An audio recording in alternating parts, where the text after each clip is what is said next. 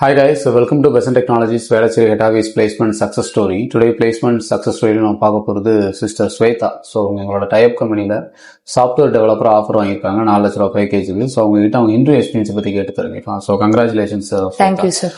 எத்தனாவது இன்டர்வியூ உங்களுக்கு? இது வந்து எனக்கு ஒரு மேபி 15th or 16th இருக்கும். ஏன்னா ஒரு காலேஜ்ல நான் ஒரு 10 அட்டென்ட் பண்ணிருப்பேன். இங்க வந்து ஒரு 6-7 அட்டென்ட் பண்ணிருப்பேன். இன்டர்வியூல என்ன மேஜரா கேட்டாங்க? எத்தனை ரவுண்ட் இன்டர்வியூ இருந்துச்சு? மேஜரா பேசிக்கலாவே எல்லாத்துலயுமே ஃபர்ஸ்ட் ரவுண்ட் ஆப்டிடியூடா தான் இருக்கும். சோ அதை நம்ம கிராக் பண்றதுதான் கஷ்டம். அதை பண்ணிட்டோம்னா நெக்ஸ்ட் லெவல் ஜிடி. அது வந்து மேபி சில பேர் வைப்பாங்க, சில பேர் வைக்காம இருப்பாங்க. சோ அது கூட இன்டர்வியூ கிளாஸ்ல கூட சொன்னாங்க இந்த மாதிரி இருக்கும். தேர்ட் ரவுண்ட் தான் நம்ம மெயின் கோருக்கே வருது, டெக்னிக்கல். சோ இப்ப நம்ம ஜாவால ஸ்ட்ராங்னா ஜாவால நல்லா ப்ரிப்பேர் பண்ணோம். இப்ப எனக்கு ரெண்டுமே பைத்தானும் தெரியும், ஜாவாவும் தெரியும். சோ நான் 2 ஓப்பனிங்ஸ்லயுமே அப்ளை பண்ணிட்டு இருந்தேன். பிளஸ் நான் ஹானர்ஸ் ஏஎம்எல் பண்ணதுனால அதுக்கும் அப்ளை பண்ணிட்டு இருந்தேன். சோ இப்ப நான் ஜாவால தான் இந்த சாஃப்ட்வேர் டெவலப்பர் பொசிஷனுக்கு இன்டர்வியூல என்ன கேட்டாங்க? உங்களுக்கு எத்தனை ரவுண்ட் இருந்துச்சு? மொத்தம் 3 ரவுண்ட் இருந்துச்சு. ஓகே, மொத்தம் 3 ரவுண்ட்ஸ் இருந்தது. ஃபர்ஸ்ட் வந்து ஆன்லைன் ஆப்டிடியூட். ஃபர்ஸ்ட் எப்படின்னா ரெஸ்யூம் நம்ம அனுப்பிடணும். அவங்க வந்து ரொம்ப ப்ராசஸ் பண்ண டைம் எடுத்துப்பாங்க. அதுக்கப்புறம் ஒரு லிங்க் மாதிரி சென்ட் பண்ணுவாங்க. அன்னைக்குள்ளேயே அந்த ஆன்லைன் ஆப்டிடியூட் முடிக்கணும், டெட்லைன் மாதிரி வச்சு. சோ அதுல ஆப்டிடியூட் இருந்தது, வெர்பல், லாஜிக்கல், ரீசனிங் எல்லாமே இருந்தது. அதோட நம்ம கூட ப்ரோக்ராமும் எழுதுற மாதிரி இருந்தது. 3ல 2 ப்ரோக்ராம் எழுதணும்.